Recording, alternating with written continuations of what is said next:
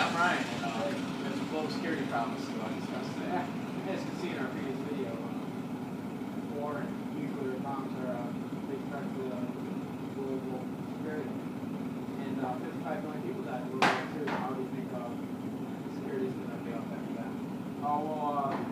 Nations began to pursue some collective security, and they began some organizations. One of them was NATO, North Atlantic Treaty Organization. Remember that one?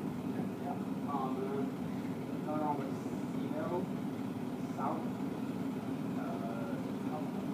Southeast Asia Treaty Organization. And they work to keep some peace, and so does the UN, promotes world peace. Yeah, it's not too bad. So what does the UN do to keep peace throughout the entire world? They have forces all over the entire world. They have in all different kinds of countries. They're widespread. Yeah, I like that one. So how do nations keep tensions down there? Well, in 1968, they signed a non-proliferation treaty, and proliferation is the spread of nuclear weapons, like to different countries.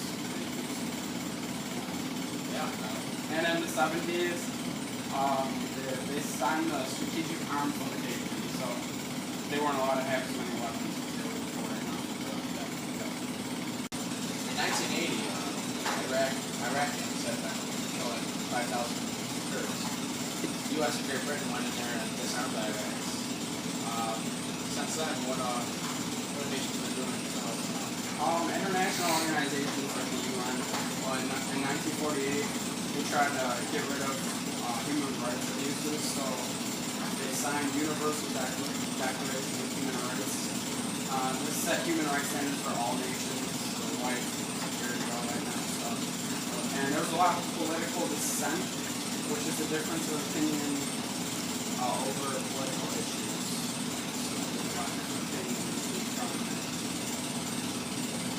Before the 70s, there was major gender inequality, which means difference between men and women.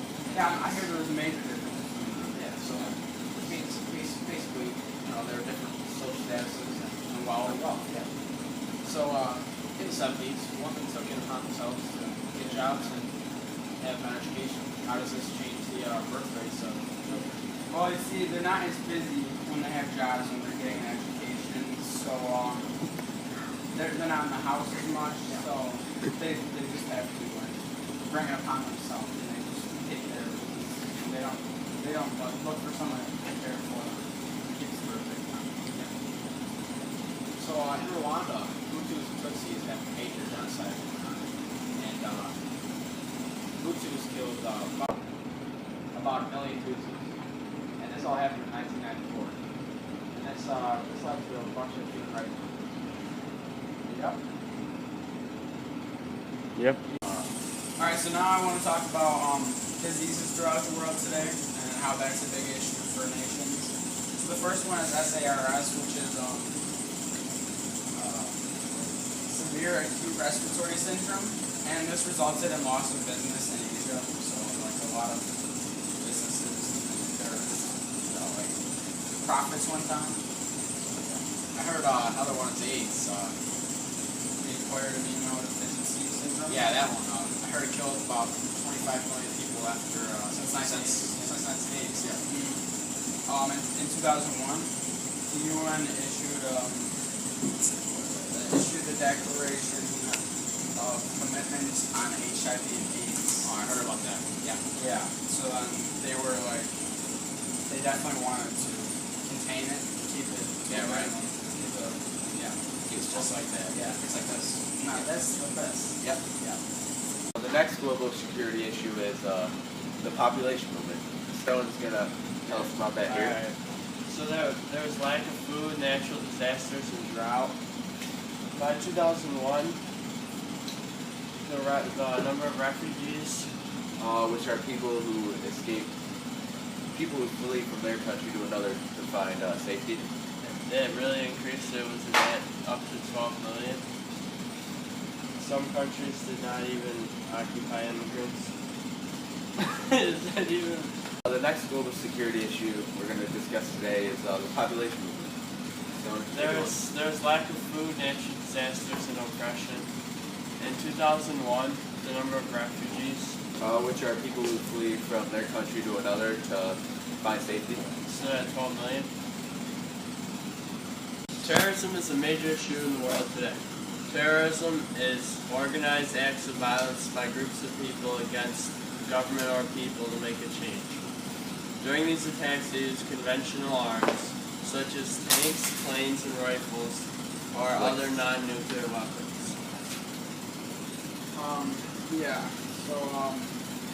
The Forum for Peace in Belgium, they work against international arms dealers.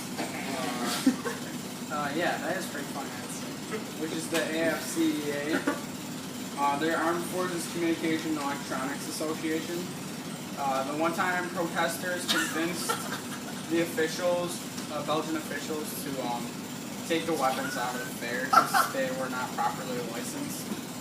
And nuclear weapons pose a threat throughout the entire world. And a major step to stopping them was the NPT, which is the Treaty on Non-Proliferation of Nuclear Weapons. Yep, so the NPT was passed by the General Assembly in 1968.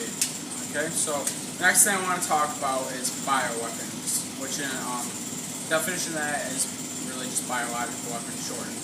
And it does not look like this right over here. What he's got.